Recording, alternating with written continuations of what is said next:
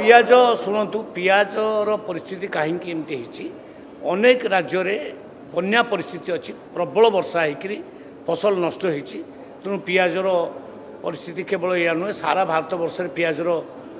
अवस्था से तो आम तथापि नाफेड को निर्देश देचु विभिन्न जगार आणिक पियाज को बिका जाऊ 35 टंकार नाफेड तार बिकुची आम आहरी पर्याप्त जगार जमी बिक्री हम बहुत जगार मुझे आज अर्डर देती लिमिटेड जगार न बिकिकी आहरी अनेक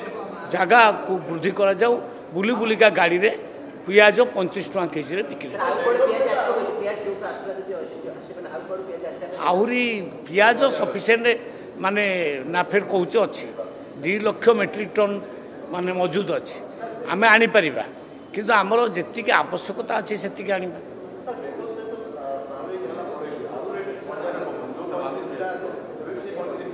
सेटा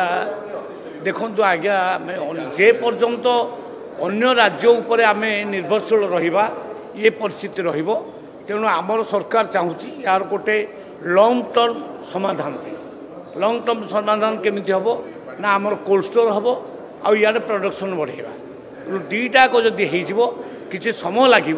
किंतु यार समाधान हो